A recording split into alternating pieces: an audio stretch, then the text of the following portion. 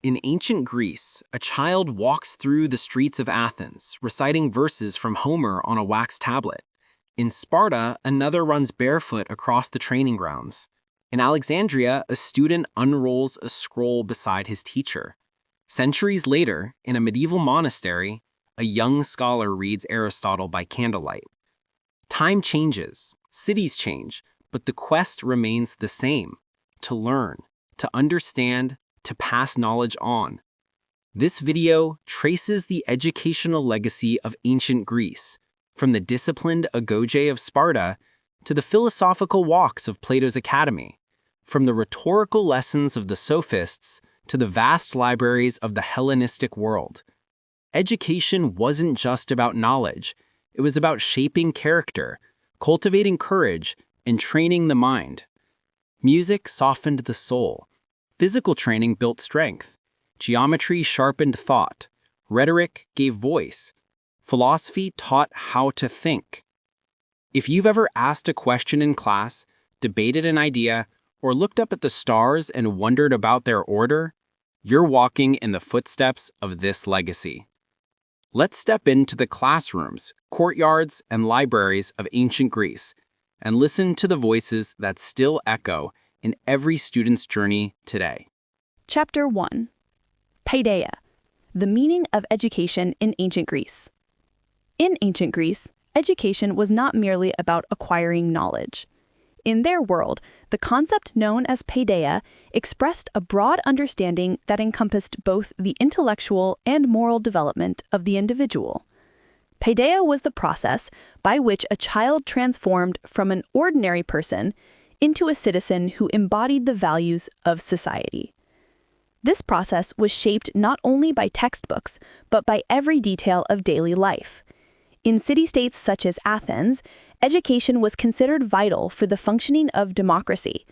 To be a citizen meant not only to vote, but also to participate in debates, speak in public, and take responsibility for collective decisions. For this reason, education was necessary not only for the individual, but also for the polis, the city-state itself. From an early age, a child would step into this process. First, they learned basic values within the family, and then they were taken to school under the supervision of a pedagogue. The pedagogue was usually a slave, but one who was closely responsible for the child's education. His duty was to ensure the child's safety, oversee regular attendance at lessons, and apply discipline when necessary. Thus, education progressed as a chain stretching from home to school. One of the most important aspects of paideia was that the individual was to be equipped not only with knowledge, but also with virtue. In Greek thought, virtue was defined by fundamental values such as wisdom, courage, moderation, and justice. When a student memorized the verses of Homer, they were not only learning literature, but also becoming acquainted with concepts such as heroism, loyalty, and responsibility. Lessons, therefore, were tools that nourished the mind while shaping character. Educational institutions were also structured according to this understanding. At the first stage, children learned reading, writing, and basic arithmetic. Later, music and physical training were introduced. Music softened the soul and developed a sense of harmony, while physical training was necessary not only for strength, but also for discipline and endurance. In this way, the individual achieved balanced development both mentally and physically. Over time, for those who sought higher learning, schools of philosophy and academies emerged. Plato's Academy and Aristotle's Lyceum could be seen as the highest expression of the paideia ideal. Here, students not only acquired knowledge, but also learned to think, to question, and to debate. These schools were not merely places of personal growth, but also the birthplaces of ideas that shaped the future of society. Paideia was also a continuity. Education was seen as a lifelong process that began in childhood. Even in old age, a citizen would participate in debates, serve as an example to the young, and continue to transmit the values of society. Thus, education became less an individual journey and more an intergenerational transmission. The broad meaning of education in ancient Greece remains striking even today. Their aim was not merely to train individuals for professions, but to keep alive the values that sustained the whole of society. Paideia was, in a sense, the name for the individual's responsibility both to themselves and to their community. And for this reason, education in ancient Greece was far more than an ordinary curriculum. It was a way of life. From children being led to school in the morning, to philosophers teaching as they walked through shaded courtyards, every detail was a small piece of this greater whole. Chapter 2. The Role of the Pedagogue and Slaves. In ancient Greece, education was not merely a process between teacher and student. Every step, from a child's departure for school to their return home, was a ritual that reflected the order of society. One of the most important figures in this ritual was the pedagogue. The pedagogue was not a teacher in the modern sense. He was most often chosen from among the household slaves, a person considered reliable and disciplined. His duty was to take the child from home in the morning, accompany him throughout the school day, and bring him safely back in the evening. In this sense, the pedagogue was both a guardian and a guide. He monitored the child's behavior, issued warnings when necessary, and even administered small punishments. In the mornings, it was a common sight on the streets of Athens to see children walking with their writing tablets and small bags, accompanied by their pedagogues moving with steady, deliberate steps. The children were often excited or distracted, while the pedagogue remained silent, resolute, and disciplined. His presence was a reminder that education meant not only knowledge, but also order and responsibility. Pedagogues ensured not only that children attended lessons regularly, but also that they learned how to behave within society.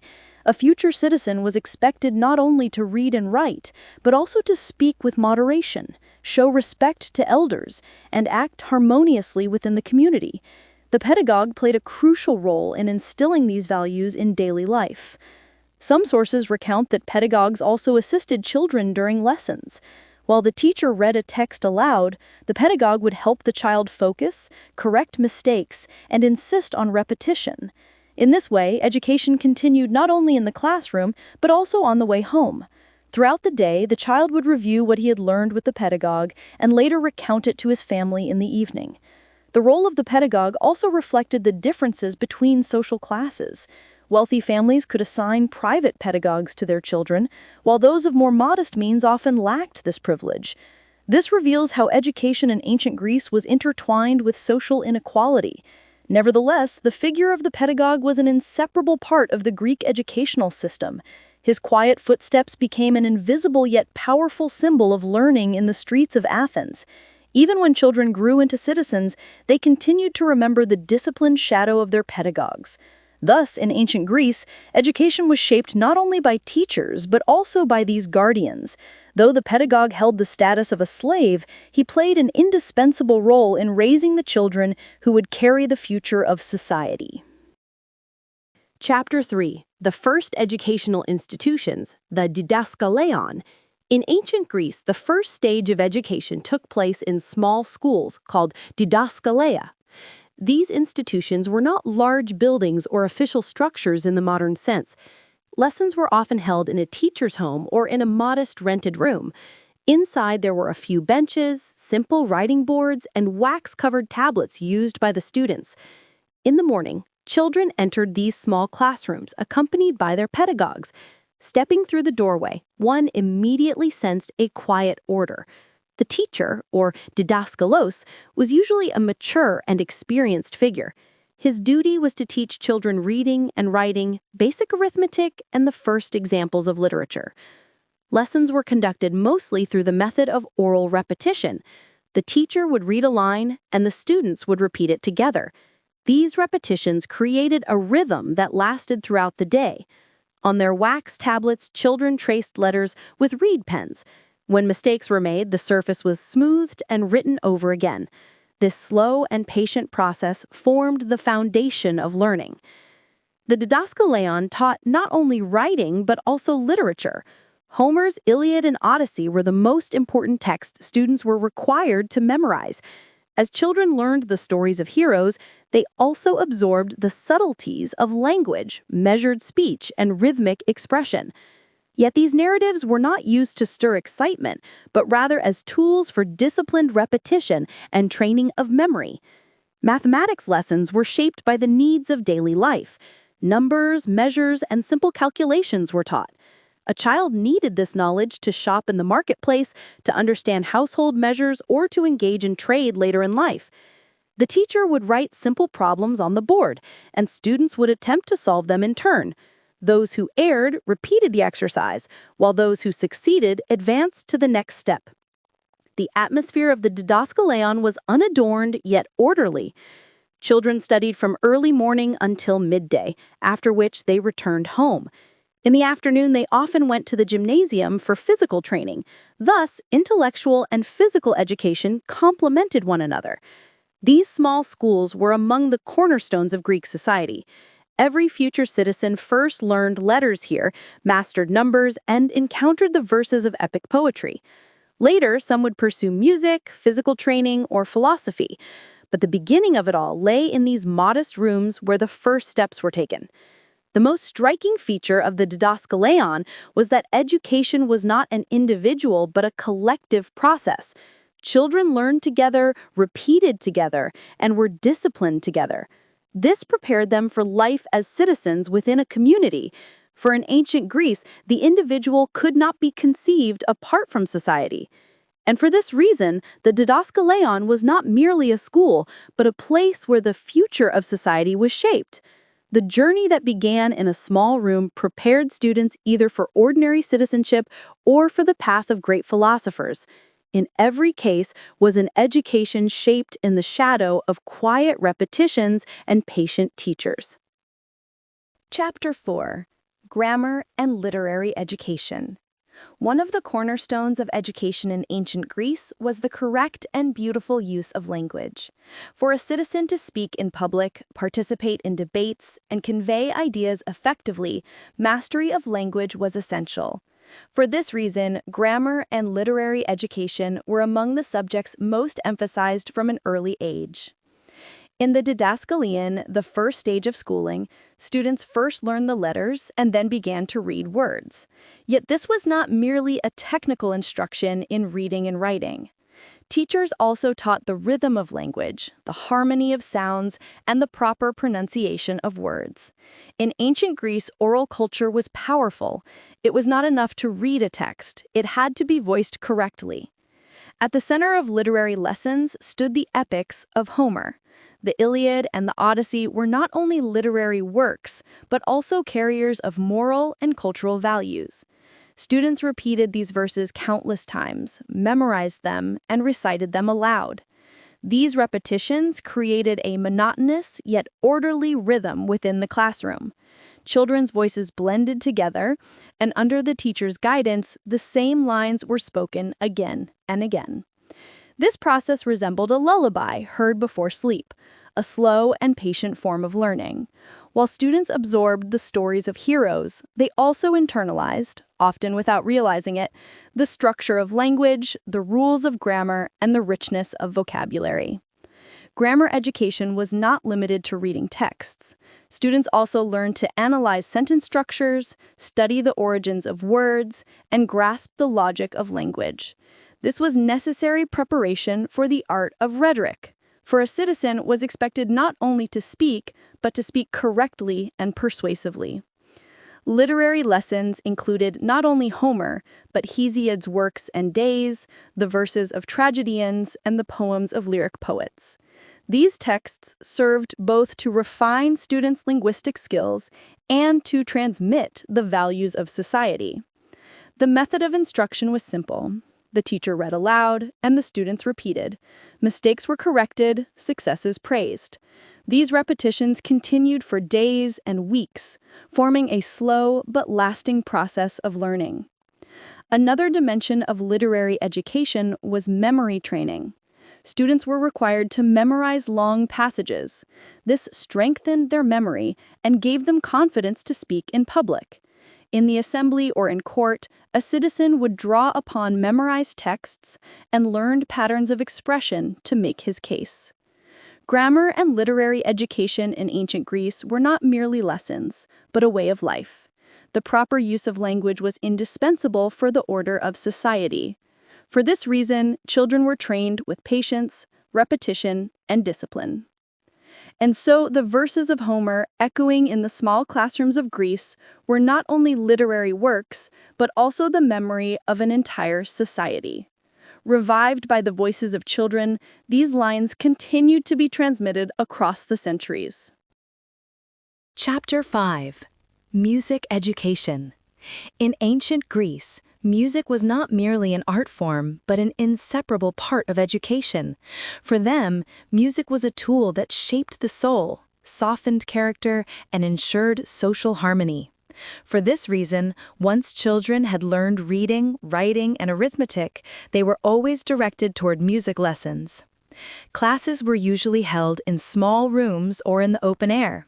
Students held a lyre or a kithara in their hands. These instruments produced simple yet melodic sounds. The teacher would first play a tune, and then the students would try to repeat it. These repetitions, just like in grammar lessons, were a patient and rhythmic process. The aim of music education was not to turn students into virtuosos. The true purpose was to train their ears to harmony, develop their sense of rhythm, and teach them to act in unison within the community. In Greek thought, music was not only an individual skill, but also a social value. A citizen was expected to sing in public, to join hymns in religious ceremonies, and to recite poetry and song when necessary. Lessons included not only instruments, but also songs.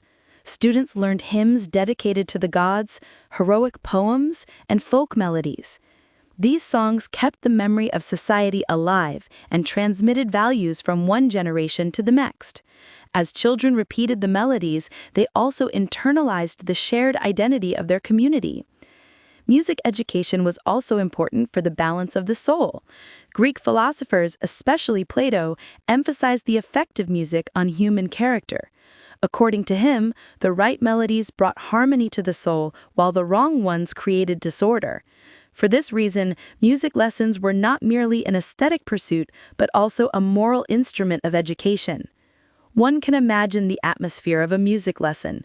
In a small room or a shaded courtyard, students tuned their lyres one by one. The teacher began a melody in a calm voice. At first, the children repeated it hesitantly, then more confidently, until their voices blended in harmony. Gradually, rhythm settled into place. By the end of the lesson, a sense of peaceful unity filled the space. Music education also strengthened memory. Students learned long poems through melody, which made them easier to recall. In a society where oral culture was strong, this method was of great importance. Written texts were limited. Knowledge was often transmitted through songs and tunes. Thus, in ancient Greece, music became one of the quiet yet powerful veins of education. As children touched the strings of their lyres, they were not only learning a melody, but also carrying the spirit of their society. Chapter 6. Physical Education. The Gymnasium. In ancient Greece, education was not solely an intellectual activity. In their worldview, body and soul were seen as a unified whole. For this reason, an inseparable part of a child's education was physical training, carried out in the gymnasium. The word gymnasium derived from gymnos, meaning naked, since students often exercised there unclothed or in light garments. The gymnasium was not only a place for sport, but also a social space. It contained wide courtyards, shaded colonnades, small rooms, and sometimes bathing facilities. In the morning, children arrived accompanied by their pedagogues and, under the supervision of their teachers, engaged in various exercises. Lessons began with simple warm-up movements. Students lined up as the teacher gave calm instructions. First came running, followed by stretching. Then they practiced wrestling, discus throwing, javelin throwing, and long jumping. These sports were not only for physical strength, but also for discipline, endurance, and courage. Education in the gymnasium was a collective rather than an individual process. Students ran together, wrestled together, and sweated together. This prepared them to act in unison later, whether on the battlefield or in civic duties. For in ancient Greece, citizenship meant not only individual rights, but also responsibility toward the community. Another dimension of physical education was aesthetic. In Greek thought, a beautiful body was regarded as the reflection of a harmonious soul. Sport was therefore considered not only a matter of health, but also a moral instrument of education. Plato, for instance, paired physical training with music education. One balanced the body, the other the soul. One can imagine a gymnasium lesson. In a wide courtyard, the morning sun filters through the columns. Children run in turn, their footsteps echoing on the earth. In one corner, the heavy breathing of wrestlers can be heard. In another, the arms of discus throwers carve circles in the air. The teacher directs with a calm yet firm voice, while pedagogues watch silently from the sidelines, stepping in to correct when needed. At the end of the lesson, students rested in a shaded corner. Their sweaty bodies gradually cooled, their breathing steadied. Some chatted quietly, others sat in silence. This moment was not merely a pause in exercise, but also a form of communal sharing. The gymnasium was also a gathering place for adults. Philosophers walked there with their students, citizens discussed politics, and young men passed the time with games. Thus, the gymnasium was at once a school, a social center, and a cultural space. And for this reason, physical education was an inseparable part of learning in ancient Greece. Here, children strengthened not only their muscles, but also their character. The rhythm of sport became the foundation of a discipline they would carry throughout their lives. Chapter 7. Mathematics and Arithmetic. In ancient Greece, mathematics was not merely an abstract field of knowledge, but an indispensable part of daily life. In children's education, arithmetic lessons were considered as fundamental as reading and writing. A citizen needed to know numbers in order to shop in the marketplace, use measurements correctly at home, and later take part in trade or even in the affairs of the state. In the didascalium, mathematics lessons were conducted with very simple tools. Before the students lay wax tablets, small stones, or simple wooden abacuses. The teacher demonstrated problems by drawing signs on the board or on the ground, while the students sought solutions by moving stones or drawing lines. This method was both visual and practical. Lessons usually began with simple addition and subtraction. Students arranged small stones in groups, then combined or separated them to find the result. This slow and patient process gave numbers a tangible meaning in their minds. Later, multiplication and division were introduced. The teacher made the students repeat each step, and they performed the same operations over and over again. Mathematics lessons were not limited to calculations. Measures and weights were also taught. A citizen had to know the correct measures when buying grain in the market or selling olive oil. Students learned the volumes of different vessels and the weights of different stones, comparing them repeatedly. These repetitions set the rhythm of the lesson. At more advanced levels, students were introduced to geometry. They drew simple shapes, measured angles, and calculated areas. This knowledge was not only theoretical, but also practical. Geometry was necessary for building houses, measuring fields, and planning temples. One can imagine the atmosphere of a mathematics lesson. In a small room, students wrote numbers on their wax tablets. The teacher read a problem in a calm voice. Add 3 and 5. The children arranged the stones, counted them, and found the result. Then the same operation was repeated. The room was filled, not with chatter, but with the faint scraping of stones and the rhythmic voice of the teacher. At the end of the lesson, students reviewed what they had learned on the way home with their pedagogues. What is 3 plus 5? The question was asked again and again. Each time the child gave the same answer, 8. This repetition fixed the knowledge firmly in the mind. In ancient Greece, mathematics was not only a subject, but also a way of life. Numbers, measures, and calculations appeared in every aspect of daily existence. For this reason, children were trained with patience, repetition, and discipline. And so, the quiet movement of stones in the small classrooms of Greece was not merely a calculation, but the very foundation of social order. Chapter 8: Geometry and Astronomy. In ancient Greece, education was not limited to arithmetic operations for daily needs. At more advanced levels, students were introduced to geometry and astronomy. These two fields held great importance both practically and philosophically, for in Greek thought, the order of the universe was explained through the harmony of numbers and shapes. Geometry lessons. Geometry had developed especially with knowledge borrowed from Egypt. After the flooding of the Nile, geometry was necessary for remeasuring fields, constructing temples, and planning cities. In Greece, this knowledge was made more systematic. Students drew simple shapes, measured angles, and calculated areas.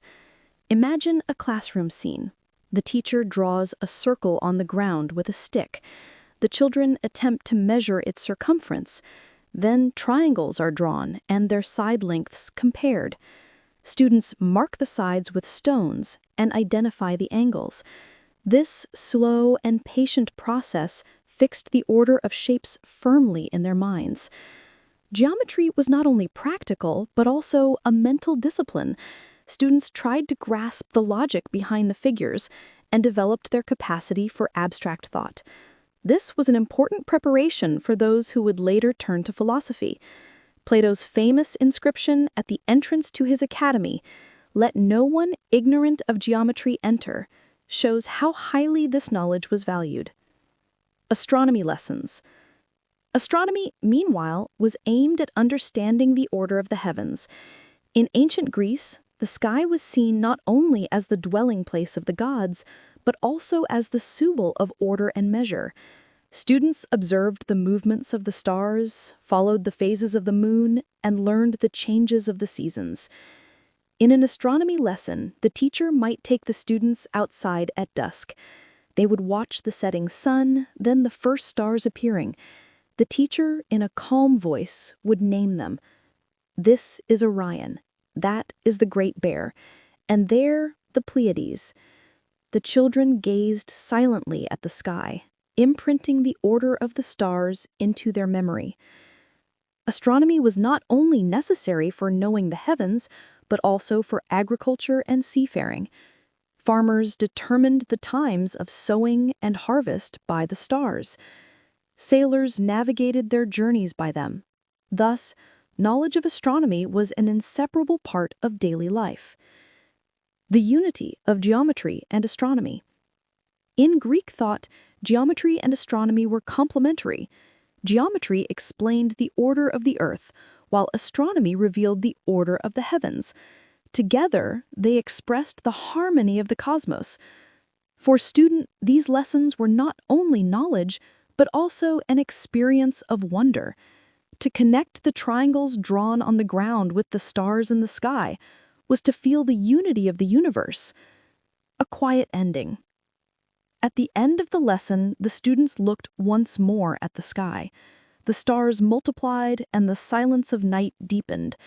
The teacher said, "The order of the universe is the order of numbers and shapes."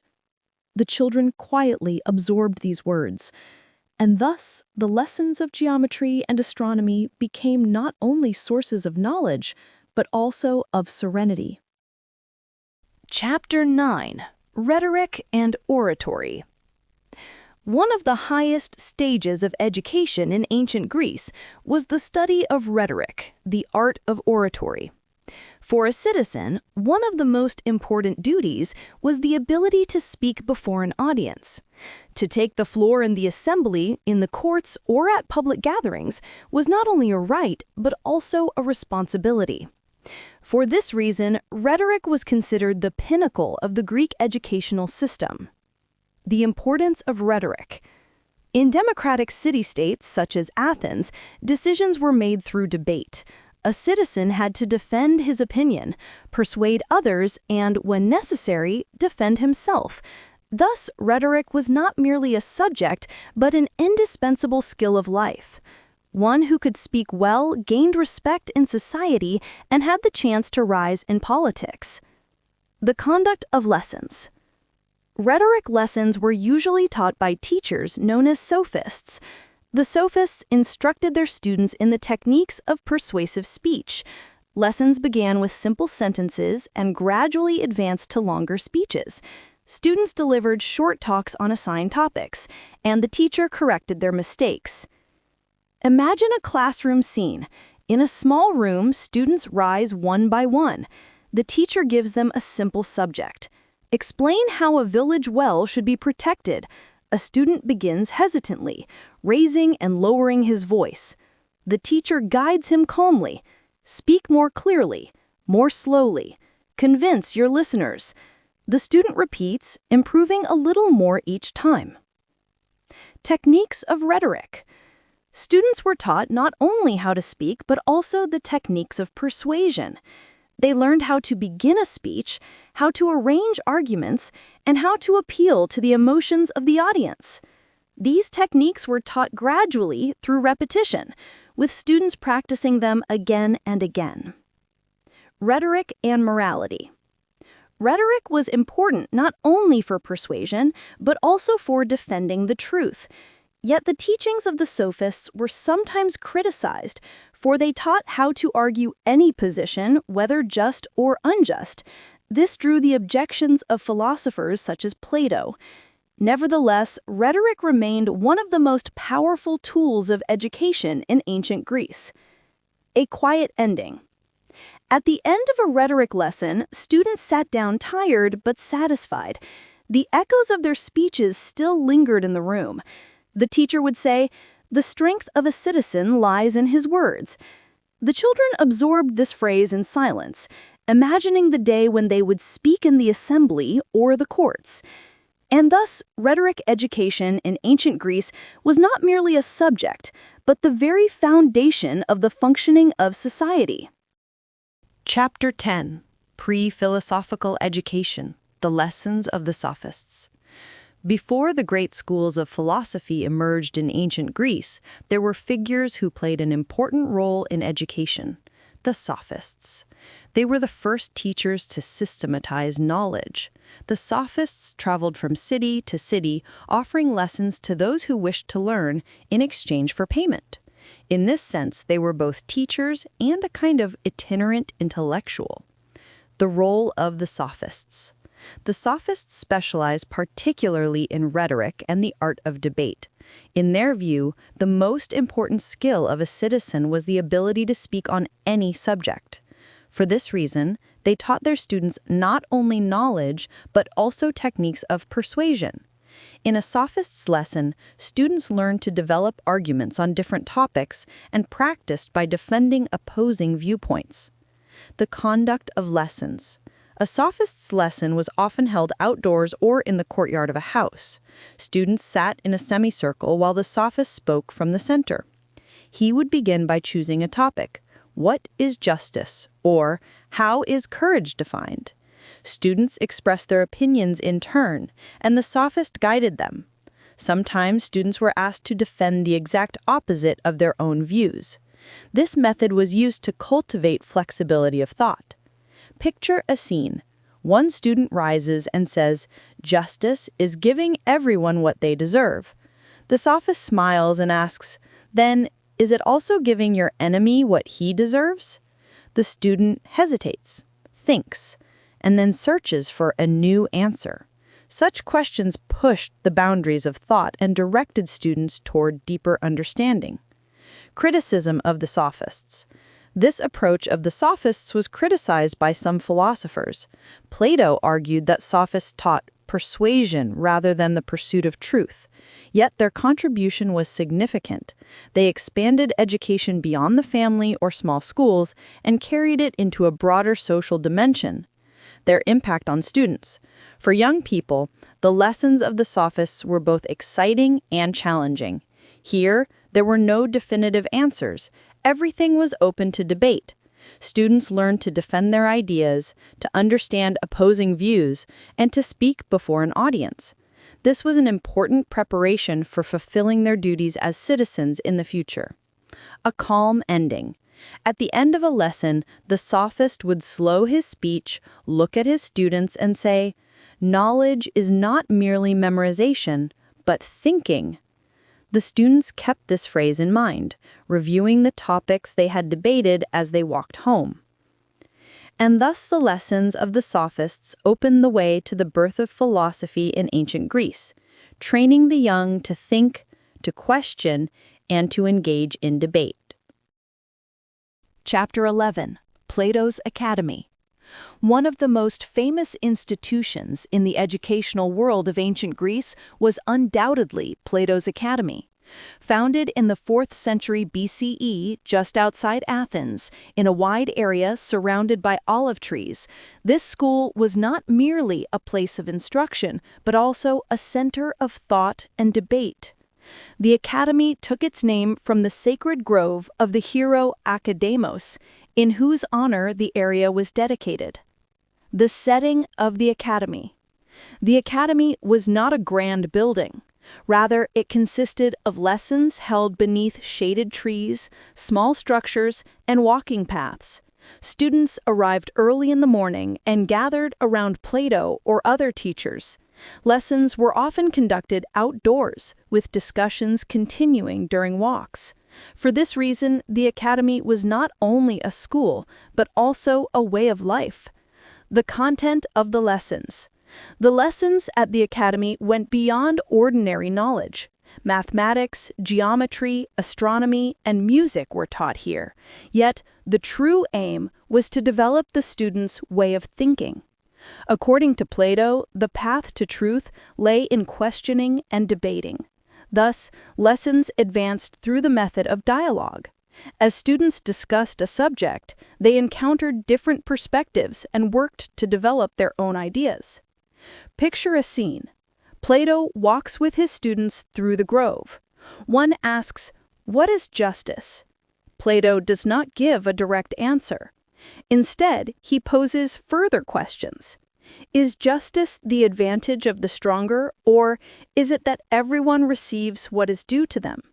The students reflect, debate, and search for different answers. The lesson ends without a definitive conclusion, but the students have learned the value of thinking. The philosophical dimension of the academy. Plato's academy was not simply an institution for transmitting knowledge. Its purpose was to educate the soul of the student. For Plato, true knowledge could not be grasped through the senses, but only through reason. Thus, students at the academy were directed toward abstract thought and the understanding of the world of ideas. Mathematics and geometry were the tools of this abstract thinking. The influence of the academy. The academy endured for centuries and produced many important thinkers. Aristotle himself studied there in his youth. The academy was not only a turning point for ancient Greece, but for the entire history of Western thought. The ideas developed there formed the foundation of philosophy for centuries to come. A solemn ending. At the end of the day, students dispersed into the shaded groves. Some continued their debates in small groups, while others fell into quiet reflection. Plato walked slowly, watching his students. In their eyes shone curiosity and the desire to seek. The academy was the place of that search. And thus, Plato's academy became the highest expression of education in ancient Greece, the very center of thought and inquiry. Chapter 12. Aristotle's Lyceum. After Plato's academy, one of the most renowned institutions in the educational world of ancient Greece was the Lyceum, founded by Aristotle. Established in 335 BCE in Athens, near a sanctuary dedicated to Apollo Lyceus, this school became not only a center of philosophical debate, but also of the natural sciences. The setting of the Lyceum was known for its wide walking paths, colonnaded galleries, and gardens. Students gathered around Aristotle, and lessons were often conducted while walking. For this reason, Aristotle's students were called peripatetics, the walkers. Teaching while walking facilitated the flow of thought and kept the students' minds alert. Picture a scene. Aristotle, holding a scroll, walks with measured steps. His students form a circle around him. He begins with a question. In nature, nothing exists without purpose. So what is the purpose of man? The students reflect and offer answers. Aristotle listens carefully to each, then poses new questions. The lesson flows with the rhythm of the walk. The content of the lessons. The curriculum of the Lyceum was broader than that of the academy. Aristotle was interested not only in philosophy, but also in logic, biology, zoology, politics, poetry, and rhetoric. Students learned to observe nature, to study plants and animals, and to classify different species. This marked one of the first steps towards systematic scientific thought in ancient Greece. Logic lessons were among the most important components of the Lyceum. Aristotle taught his students how to reason by comparison, how to follow correct methods of thought, and how to construct arguments. These lessons later became the foundation stones of philosophy and science. Observation and experience. One of the most striking features of the Lyceum was its emphasis on observation. Aristotle encouraged his students to study nature directly. They observed the flight of birds, the growth of plants, and the behavior of animals. These observations were systematically recorded in Aristotle's works. Thus, the Lyceum became not only a center of theoretical debate, but also of experience and empirical study. The influence of the Lyceum. The Lyceum endured for centuries, transmitting Aristotle's ideas to later generations. The system of logic developed there was taught throughout Europe during the Middle Ages as a standard textbook. Aristotle's observations of nature inspired the foundations of modern science. A solemn ending. At the end of the day, students dispersed along the walkways of the Lyceum. Some continued their debates in small groups, others took notes in their notebooks. Aristotle looked up at the sky and said, "Knowledge begins not only with thinking, but also with seeing." The students kept this phrase in mind, recalling their day's observations as they walked home. And thus, the Lyceum became one of the most comprehensive centers of education in ancient Greece, opening a path that united thought with observation. Chapter 13. The Spartan Educational System, Agoge. Among the different city-states of ancient Greece, approaches to education varied greatly. In Athens, education aimed to balance the intellectual and physical development of the individual, whereas in Sparta, everything was built upon military discipline. Sparta's famous educational system was known as the agoge. This system was not merely a school, but a way of life that shaped the entire order of society. When a child was born in Sparta, it was first inspected by the state. Healthy and strong infants were allowed to live, while those deemed weak or sickly were rejected, on the belief that they could not bear the burden of society. This harsh beginning revealed how strict Sparta's educational philosophy was. At the age of 7, Children were taken from their families and delivered to the agoge. From that moment on, their lives came under the control of the state. Education in the agoge was built upon discipline and endurance. From an early age, children were accustomed to harsh conditions.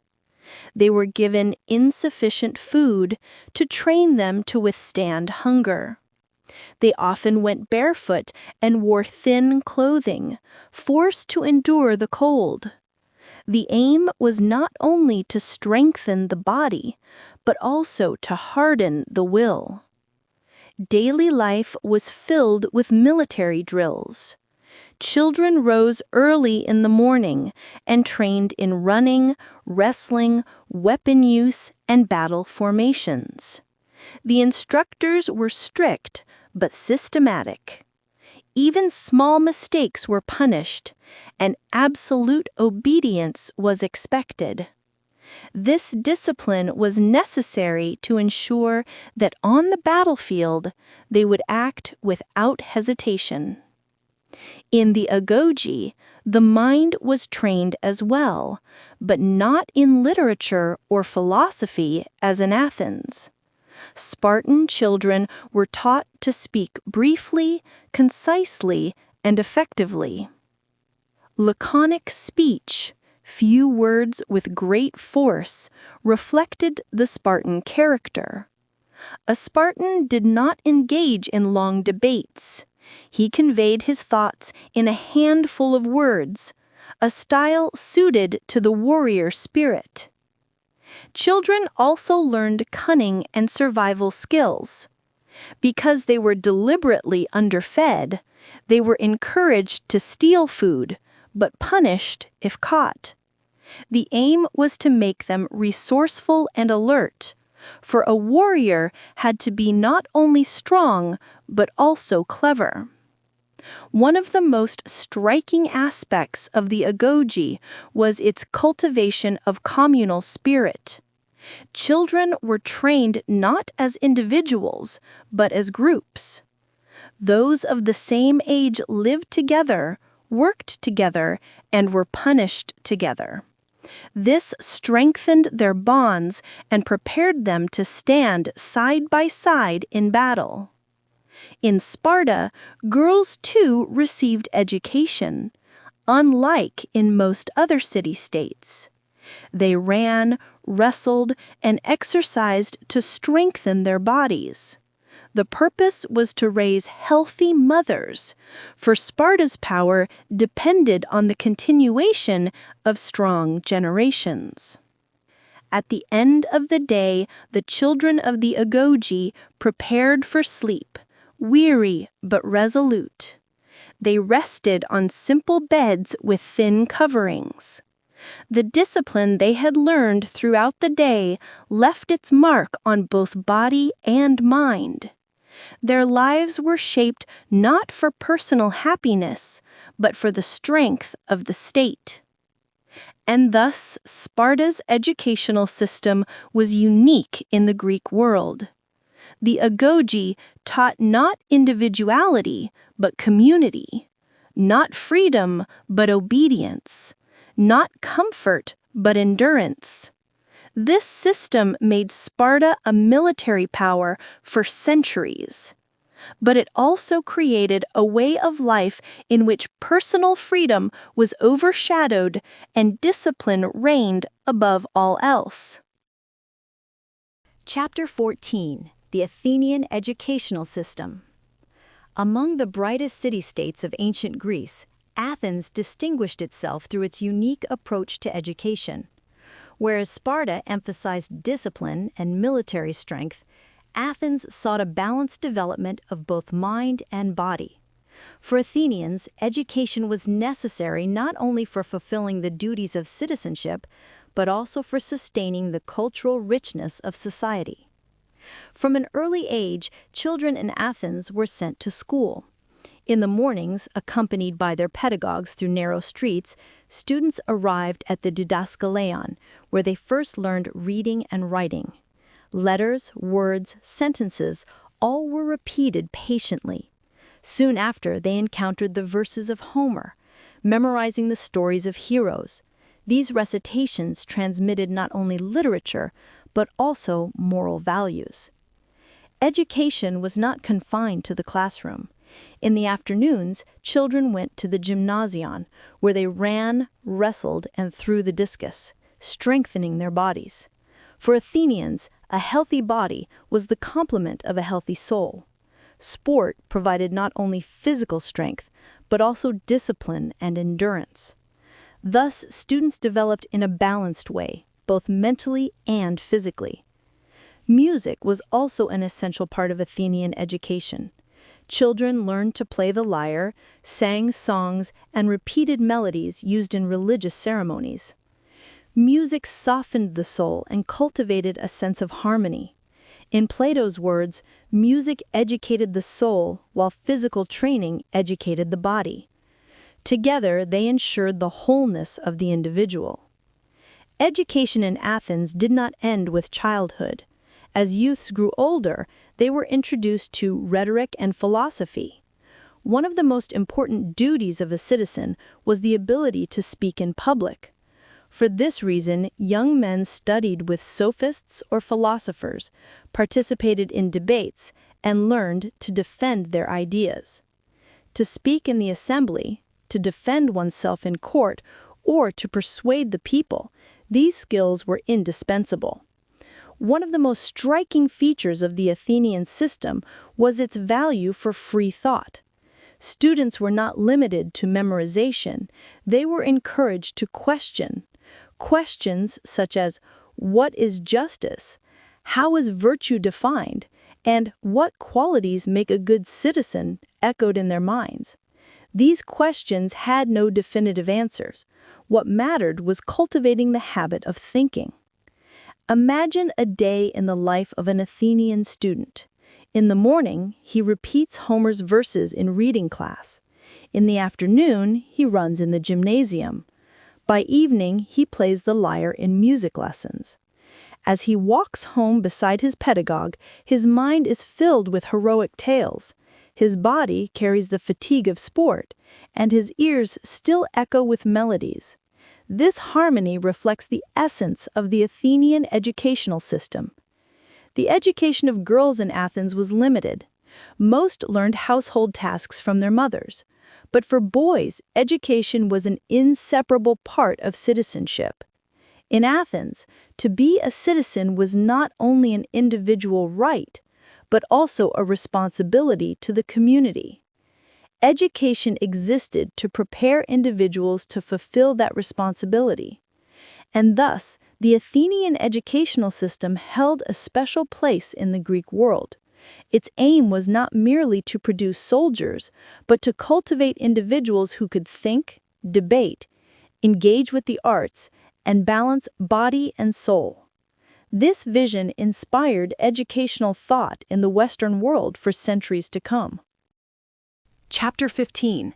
The Education of Girls. In ancient Greece, education was seen largely as a privilege belonging to the world of boys, yet girls also had their own distinct process of learning. However, this process took very different forms in city-states such as Athens and Sparta. In Athens, a girl was raised from an early age at her mother's side. They were not taught reading or writing, or only in a very limited way. The main purpose was for them to learn household tasks, weaving, preparing food, and maintaining the order of the home.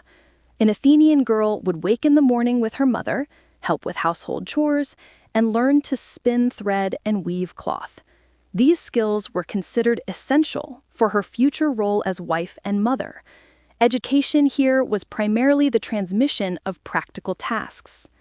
By contrast, in Sparta, the education of girls was based on an entirely different understanding. The Spartans believed that a strong society was only possible with strong women. For this reason, girls also ran, wrestled, threw the discus, and strengthened their bodies. Their purpose was to bear healthy children in the future and thus sustain Sparta's military power. In this way, the education of girls in Sparta was far freer and more physically demanding than in Athens. Picture a scene. In the courtyard of an Athenian house, a young girl sits beside her mother. In her hands is thread, and she patiently learns to spin. Her mother instructs her softly. Twist it tighter, wind it more evenly.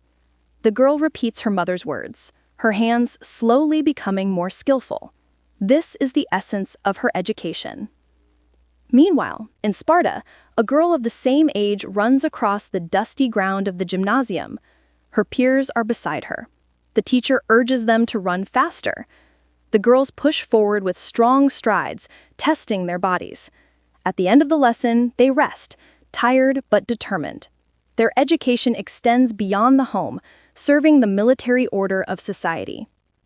The education of girls in ancient Greece reflected the roles assigned to women by society. In Athens, women were prepared to remain within the household, while in Sparta, they were raised to contribute directly to the strength of the community. This difference between the two cities illustrates the diversity of the Greek world. At the end of the day, the Athenian girl finishes her household tasks with her mother and folds the cloth she has woven. The Spartan girl, returning from training, still feels the fatigue in her muscles, but also the strength in her body.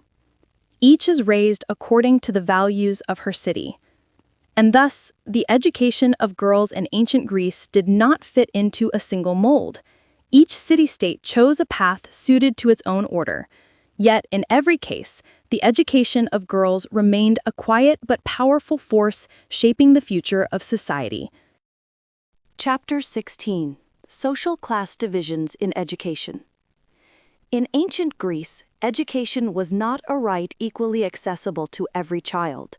The structure of society largely determined who would receive what kind of education. Sharp distinctions existed between citizens, foreigners, slaves, and women. These divisions revealed themselves not only in daily life, but also in education. In Athens, the sons of citizen families were sent to school from an early age. They learned reading and writing, memorized the verses of Homer, strengthened their bodies in the gymnasium, and refined their souls through music. At more advanced stages, they were introduced to rhetoric and philosophy, learning to speak before an audience. This education was essential for them to take the floor in the assembly, defend themselves in court, and participate in the decision-making processes of society. By contrast, foreigners living in Athens, the metacoi, did not enjoy the same rights. Their children were often directed toward trade or crafts. Their education was more limited. They might learn to read and write, but they could not attend lessons that prepared students for the duties of citizenship, for they were excluded from Athens's political life. The children of slaves had virtually no right to education. From birth, they were raised for service or labor. In some cases, household slaves accompanied their masters' children to school and listened to the lessons. Yet this did not mean they were being educated. They served only as attendants or helpers. Occasionally, with their master's permission, some slaves learned to read and write, but such exceptions did not alter the general structure of society. Social class distinctions appeared even in the tools of education. The children of wealthy families went to school with better quality wax tablets, finer instruments, and more comfortable clothing. The children of poorer families had to make do with simpler materials. This difference directly affected their learning experience.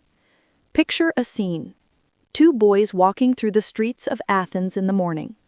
One is the son of a wealthy family, accompanied by a pedagogue who is himself a slave. In his hand he carries a newly made tablet, on his back a clean garment. The other is the child of a more modest family. His tablet is worn, his clothing frayed. Both enter the same classroom and sit before the same teacher, yet their futures diverge. One will hold influence in the affairs of the state, the other may spend his life running a small shop. In Sparta, a similar division existed. The agoge was compulsory only for the sons of citizen families. Slaves, the helots, were excluded from this system. Their children worked in agriculture and were not trained in military discipline. Thus, Sparta's military strength was sustained solely through the children of the citizen class. In ancient Greece, education was a tool for reproducing the hierarchy of society. Who could learn what knowledge and acquire which skills was determined directly by social status. This reality shaped the future of individuals from childhood onward. At the end of the day, a citizen's child in Athens walked home reciting verses from Homer. On the same street, a slave child carried the burdens of his master. Both lived in the same city, breathed the same air, but their educations set their lives on entirely different paths. And thus, in ancient Greece, education was not only a matter of individual development, but also a means of preserving social order. Class divisions permeated every stage of education, and these distinctions were passed down from generation to generation. Chapter 17. Teachers and Fees. One of the unseen yet most important elements of the educational system in ancient Greece was the teacher. They were the ones who transmitted knowledge and shaped the future of society. Yet teaching was not a secure or highly esteemed profession as it is today. Most teachers gave lessons in small classrooms or in their own homes, earning their livelihood from the fees paid by their students. Imagine the daily life of a teacher. He rises early in the morning and prepares his small classroom. Wax tablets, reed pens, simple instruments, all are in their place. Students arrive accompanied by their pedagogues, and the teacher greets them. The lesson begins, and the day passes with repetitions, memorization, and questions. The teacher patiently guides each student. Yet at the end of the day, he too must think of his livelihood, for the fees he receives are his only source of income.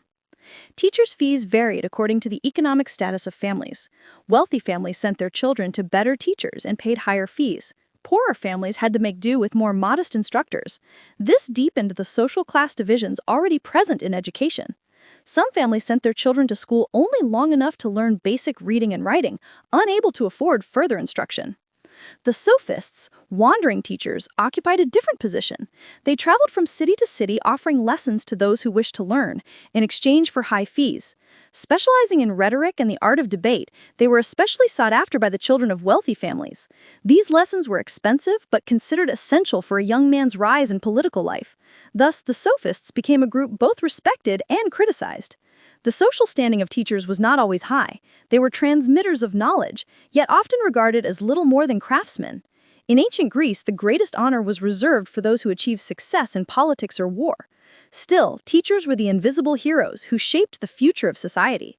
Picture a scene. The lesson has ended. The children have gone home. The teacher remains alone in the classroom.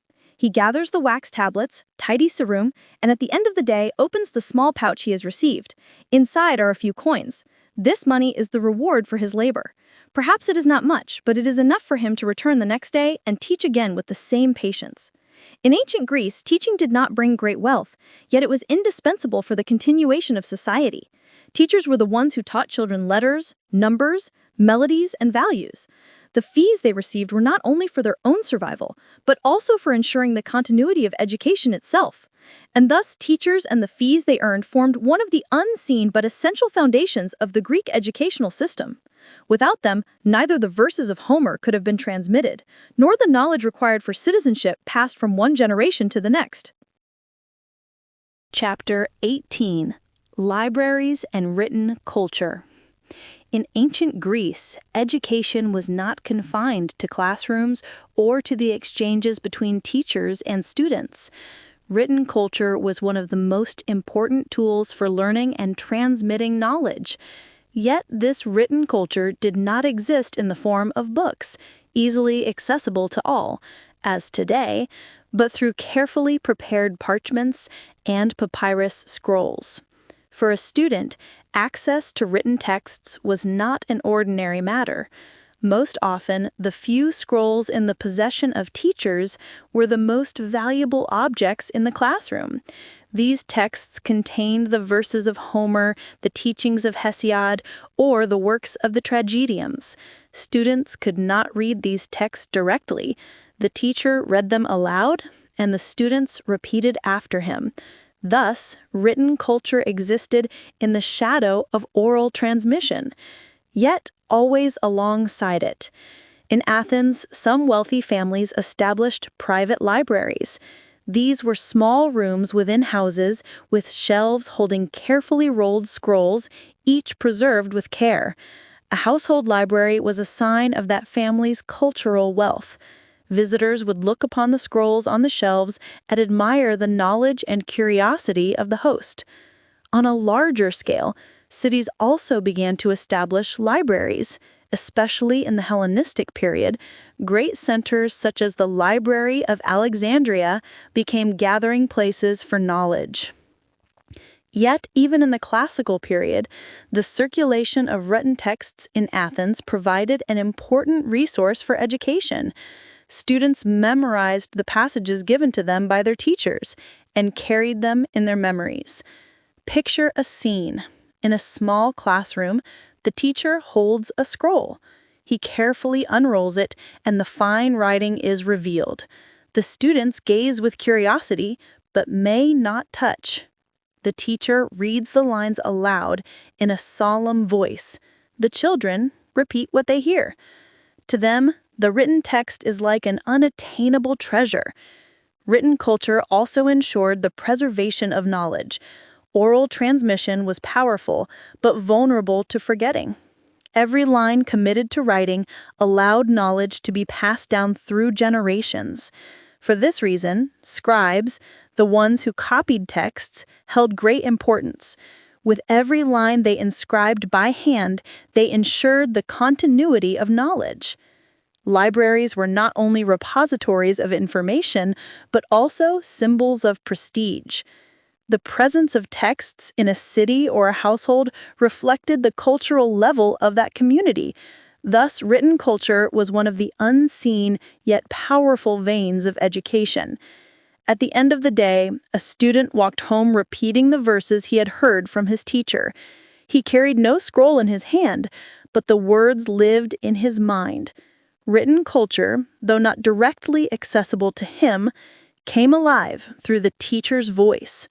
And so, in ancient Greece, libraries and written texts endured as the silent witnesses of education. Chapter 19. Education in the Hellenistic Period. The Hellenistic period, which began with the campaigns of Alexander the Great, made the Greek understanding of education visible not only along the Aegean coast, but throughout the entire Mediterranean world. In this era, which transcended the boundaries of the Greek city-states, education was enriched by the influence of different cultures and became more systematic.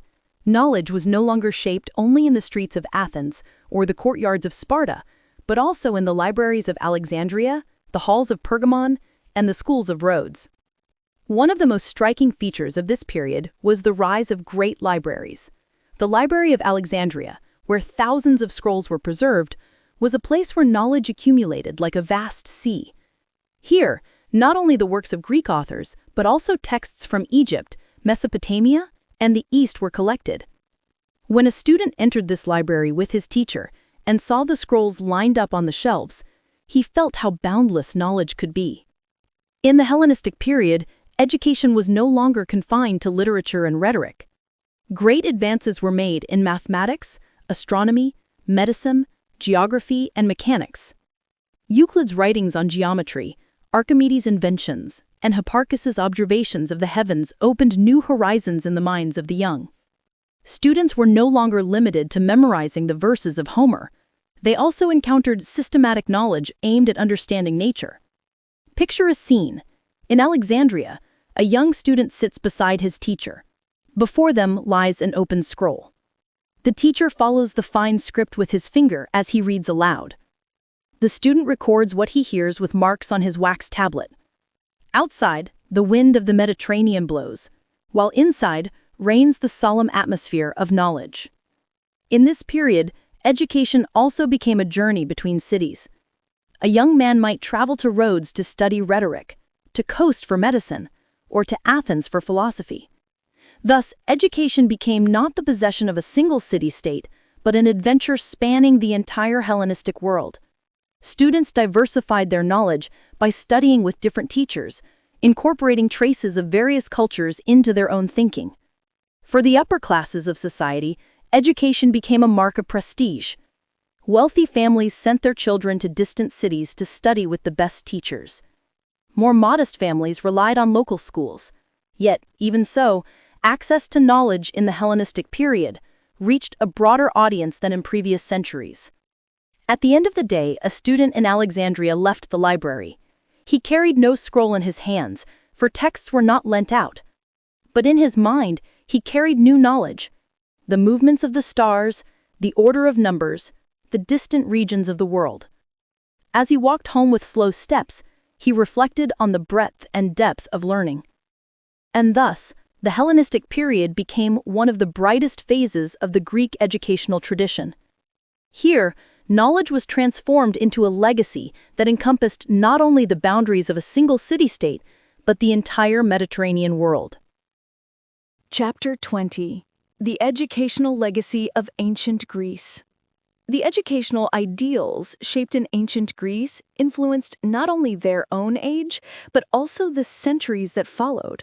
The balanced and multifaceted education of Athens, the disciplined agoge of Sparta, the methods of debate taught by the sophists, Plato's Academy and Aristotle's Lyceum, all these institutions and approaches became the cornerstones of Western educational thought. For the Greeks, education meant not only the acquisition of knowledge, but also the cultivation of character.